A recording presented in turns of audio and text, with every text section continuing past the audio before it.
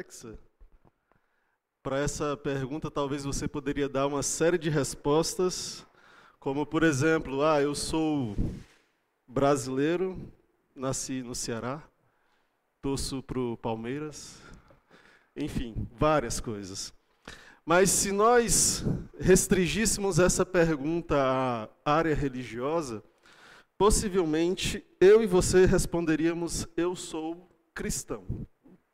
Provavelmente essa seria a nossa pergunta caso o agente do IBGE chegasse na nossa porta e no campo religião te fizesse essa pergunta, você falaria: eu sou cristão.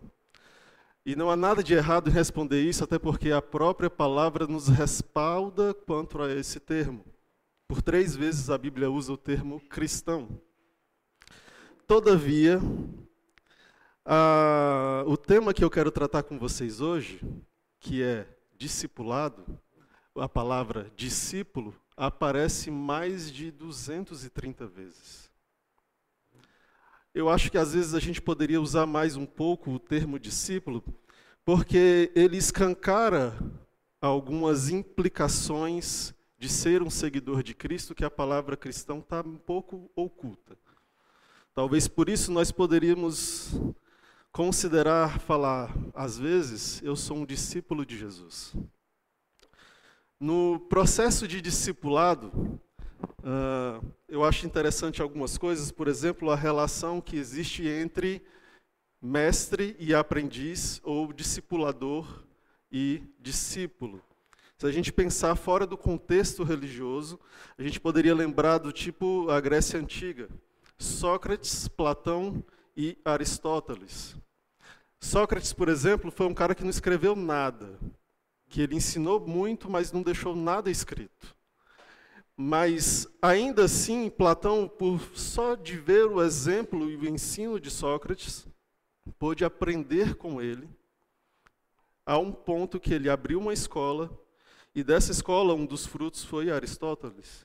Então, Platão teve a oportunidade de vivenciar os 2 mundos, tanto o de discípulo, quanto o de discipulador. Tanto de aprendiz, quanto o de mestre. Da mesma forma, mas de uma maneira talvez um pouco mais profunda, de uma maneira mais profunda, nós podemos lembrar de Paulo e Timóteo. Mais profunda não por conta deles mesmos, mas por conta daquele que unia os 2, no caso, Jesus. E é interessante como o exemplo ele é marcante na vida desses homens. Paulo, escrevendo para Timóteo, na 2ª carta, capítulo 3, versículos 10 e 11, diz que Timóteo pôde ver de perto o seu ensino, a sua conduta, o seu propósito, a sua fé, a sua paciência, o seu amor, a sua perseverança, as suas perseguições e os sofrimentos que ele enfrentou. Ele pôde ver de perto tudo isso. E no versículo 14, ele recomenda a Timóteo que permaneça nas coisas que ele aprendeu e que tinha convicção por saber de quem ele aprendeu. Ele aprendeu com Paulo, mas não só com Paulo. Ele também aprendeu com Lloyd e Eunice, avó e mãe de Timóteo.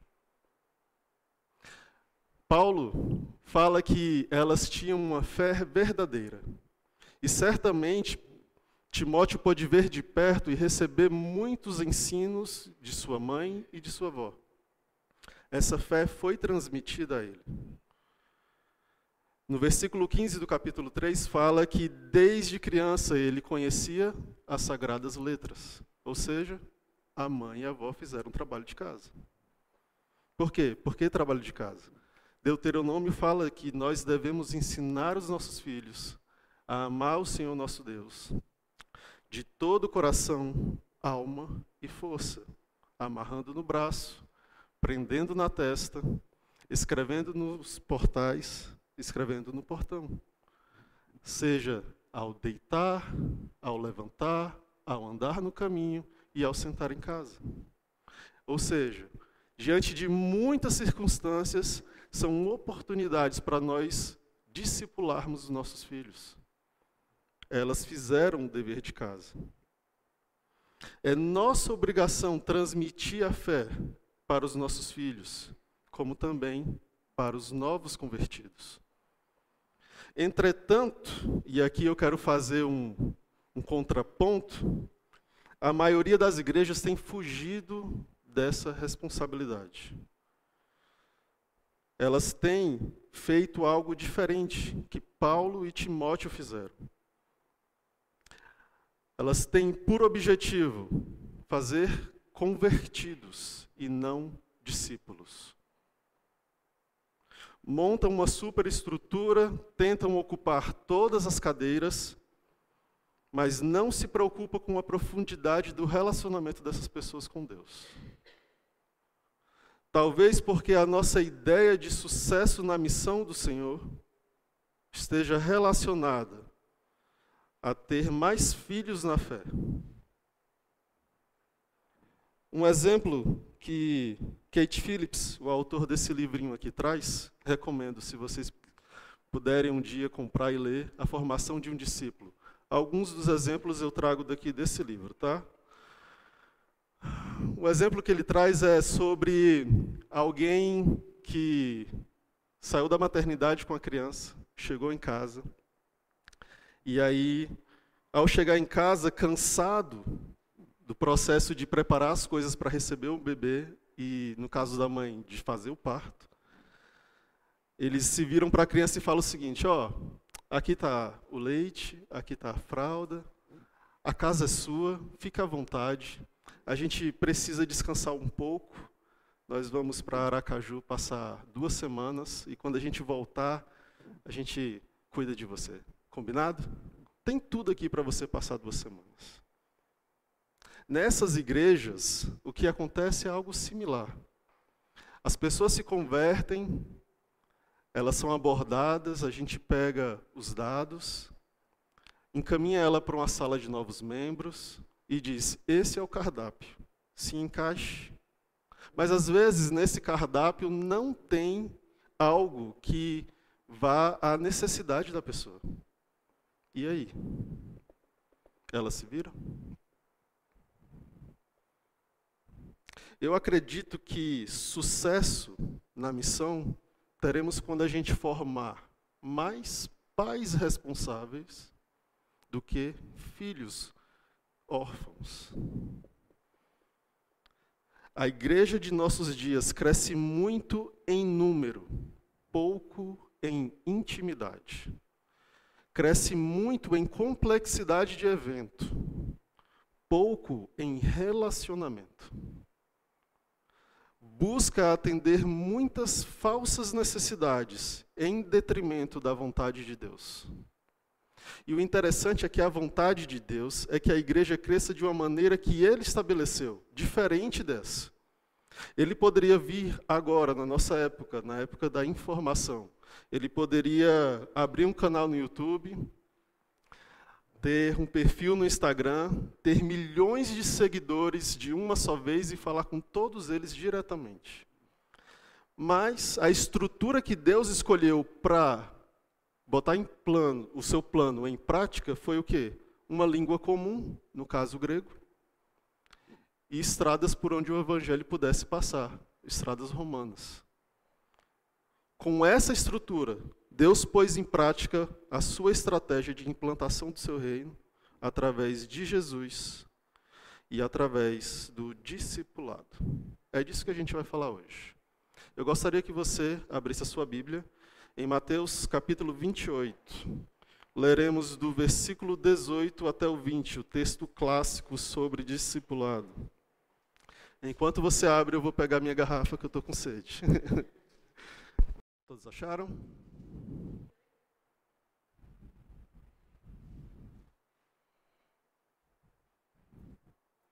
Mateus 28, 18 a 20. Diz assim: Então Jesus aproximou-se deles e disse: Foi-me dada toda a autoridade no céu e na terra.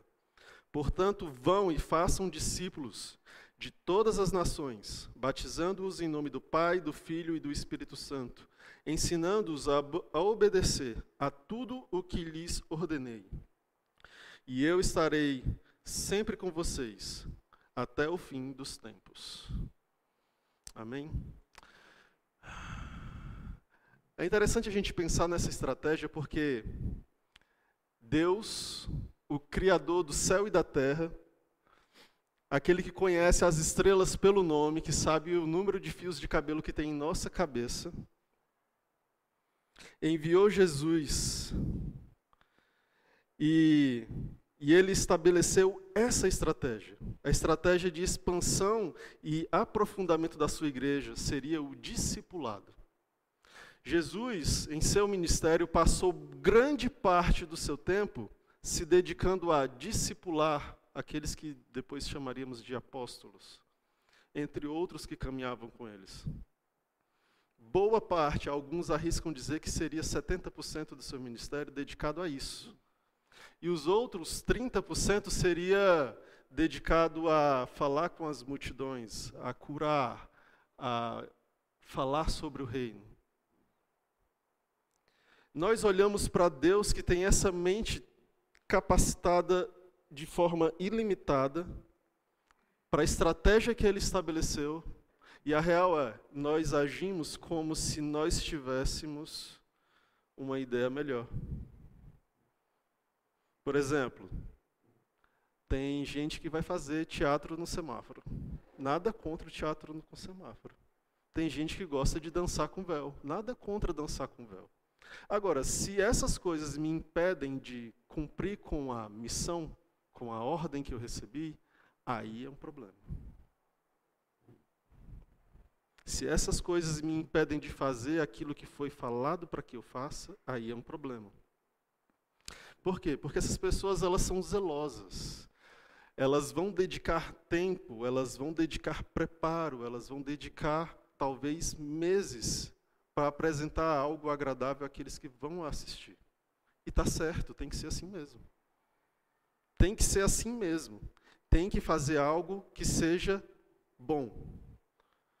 No entanto, nós queremos agradar a Deus com coisas que Ele não pediu, ao invés de agradá-lo fazendo aquilo que Ele ordenou. Então, por que não discipulamos? Essa é uma pergunta importante. Por que nós não discipulamos? Talvez porque nós não entendemos que a nossa missão é formar pessoas maduras. Para a gente gerar um filho, basta o quê? Um momento de prazer. Mas para que esse filho se transforme em um pai responsável, eu acho que eu tenho mais uns 20 anos de trabalho com o João e o Davi. A diferença é essa. É por isso que nós não queremos discipular, dá trabalho, leva tempo. E sabe, tem que lidar com coisa que a gente olha assim, nossa, isso é tão pouco e parece um problema tão grande. É cansativo.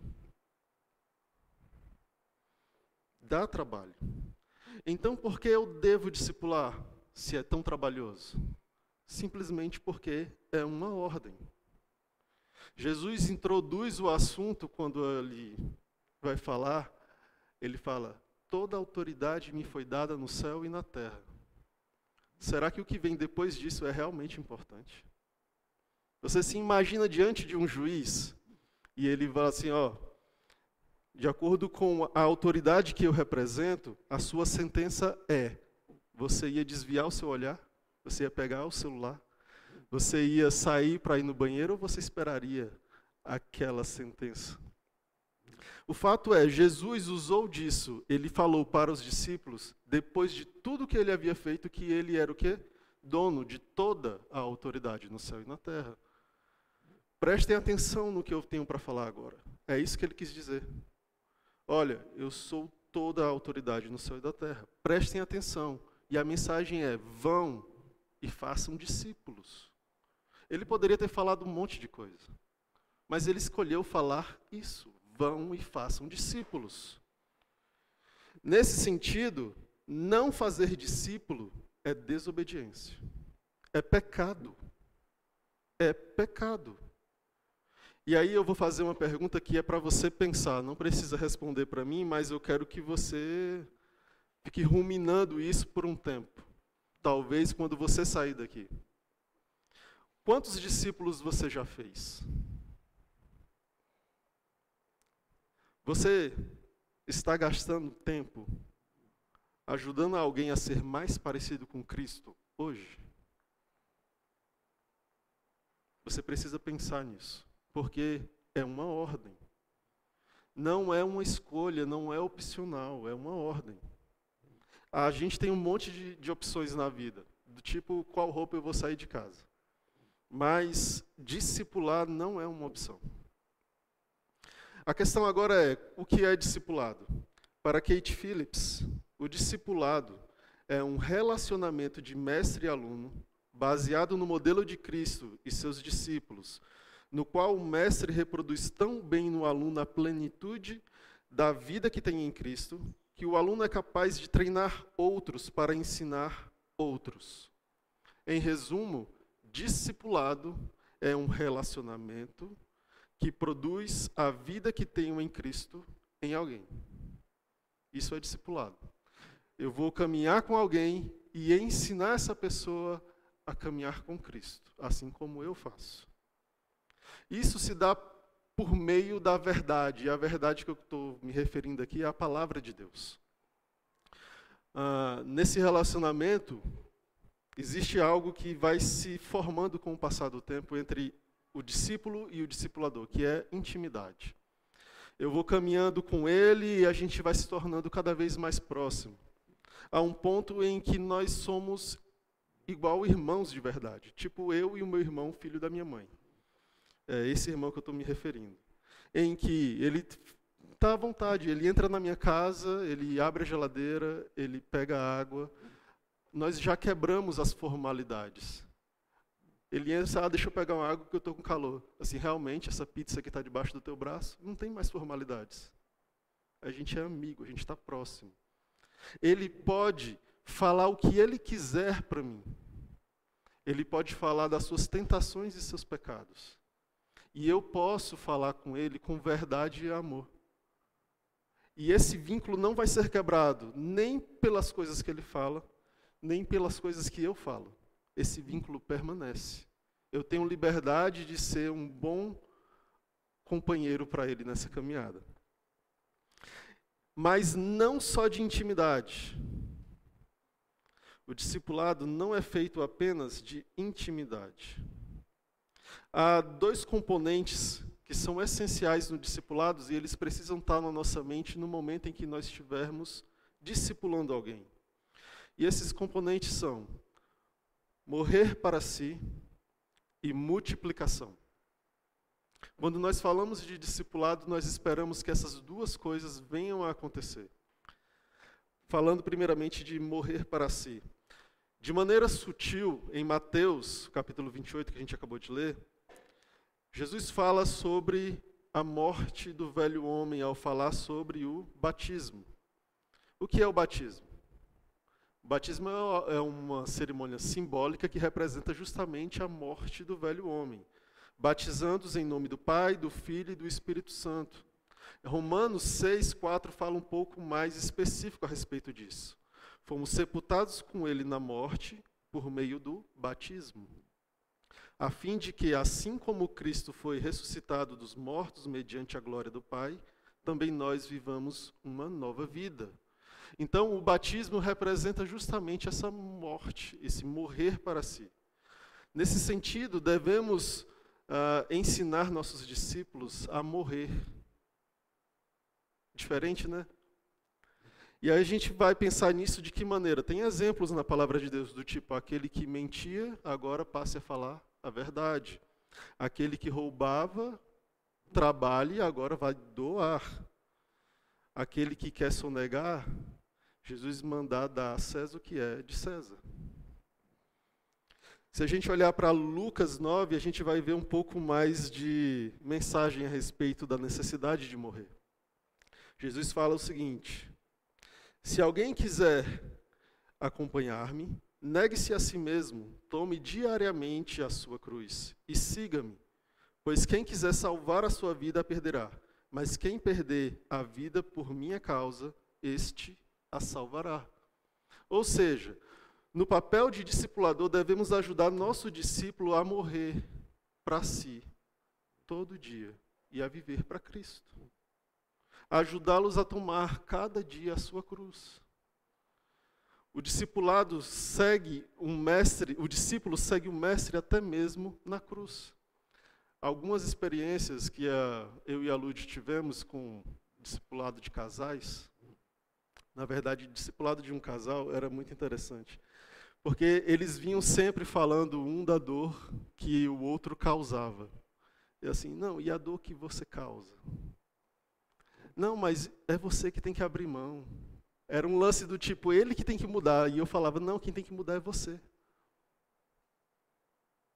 E aí a briga só parou quando ele entendeu que era ele que tinha que mudar. Quando ele entendeu que ele tinha que morrer para a necessidade dele.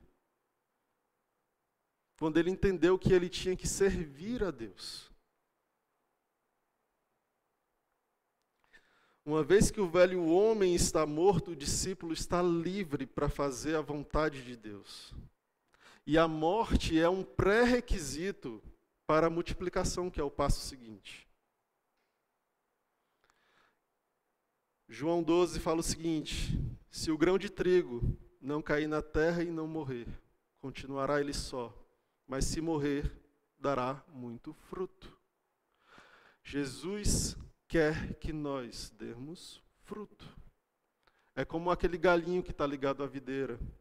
Uma vez que dá fruto, ele poda para que dê ainda mais fruto.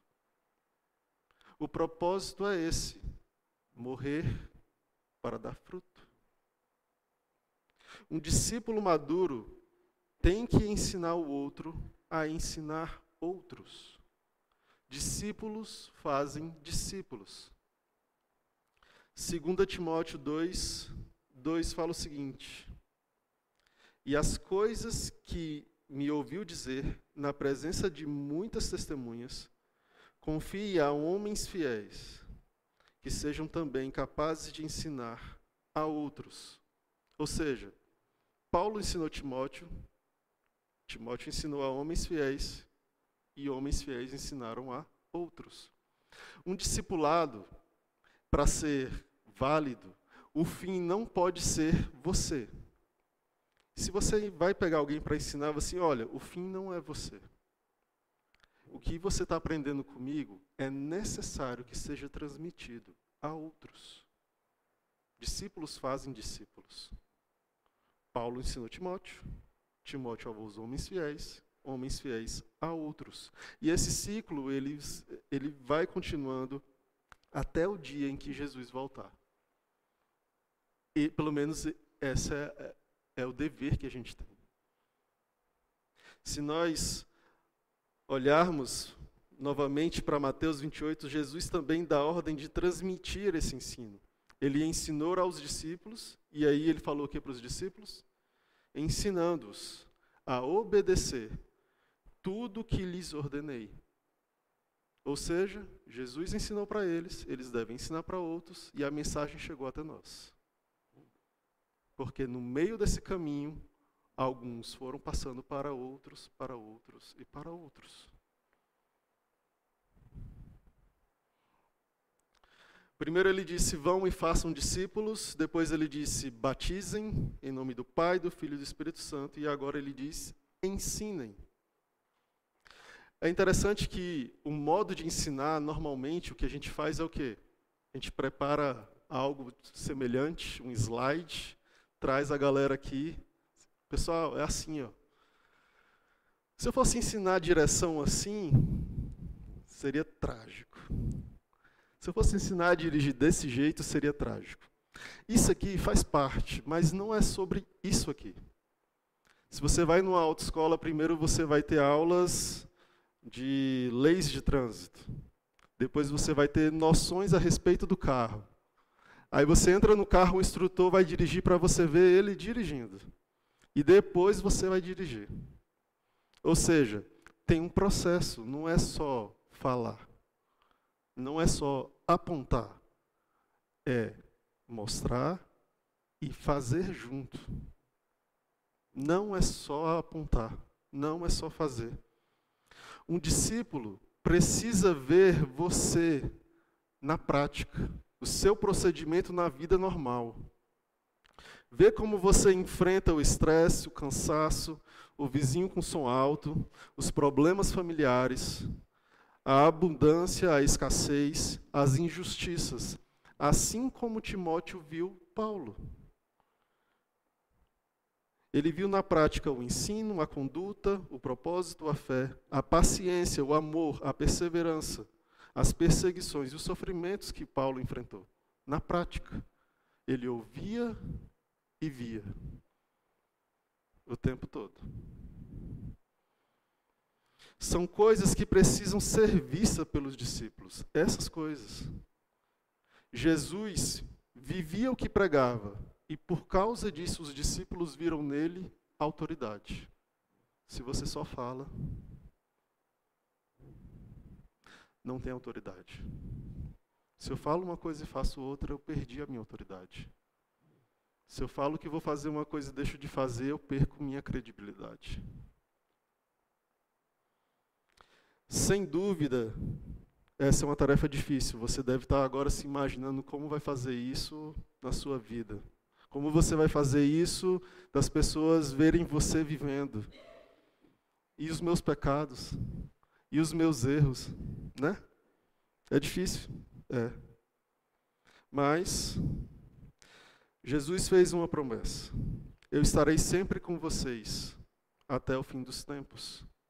Nós podemos lembrar que Ele deu o poder de viver aquilo que Ele viveu. Nós temos que lembrar que nós não estamos sozinhos. Isso não é uma tarefa para humanos, simplesmente. É uma tarefa que também exige o poder e a ação do Espírito Santo em nossa vida. Por isso nós devemos buscá-lo. Por isso nós devemos orar, ler a palavra, meditar nela, tentar colocar ela em prática todos os dias. O nosso dever é fazer discípulos, não apenas convertidos. O nosso dever é formar pessoas maduras, não apenas bebês na fé. O nosso dever é ensinar teórica e prática. O nosso dever é ser obedientes e cumprir a missão, e tendo a certeza de que a estratégia escolhida por Deus é a melhor. Só para recapitular alguns pontos. Fazer discípulos é uma ordem, não é opcional. Nós devemos ajudá-los a morrer cada dia, a morrer para si. Nós devemos incentivá-los a multiplicar, faz parte do processo. E ensiná-los a obedecer de maneira prática, no nosso dia a dia. O que tirar de tudo isso aqui? Bem, eu gostaria que vocês pudessem tomar algumas ações. Por exemplo, se você nunca foi discipulado, procure alguém para viver essa experiência. Busque alguém que possa acompanhar você, alguém que você possa confessar os seus pecados, as suas tentações. Alguém que possa te confrontar com a verdade para que você caminhe nos caminhos do Senhor. Se você já foi discipulado e não está discipulando ainda, primeira coisa, peça perdão a Deus. E depois disso, peça a Deus oportunidades para estar discipulando alguém. Fique atento. Essa oração que Deus responde talvez bem rapidinho. E convide alguém, não espere que alguém venha se oferecer. Ore por alguém e convide. Se você está discipulando, peça a Deus sabedoria e perseverança para cumprir a missão que Ele te deu. E que Ele nos deu, na verdade. Amém? Vamos orar? Senhor, eu te agradeço porque o Senhor estabeleceu uma estratégia que é perfeita aos teus olhos. Eu peço que o Senhor nos faça enxergar aquilo que o Senhor vê a respeito do discipulado. Peço que o Senhor nos capacite, que o Senhor nos encoraje a transmitir aquilo que o Senhor nos ensina. Peço que o Senhor nos dê a coragem de confessar os nossos pecados para aqueles que nos discipulam.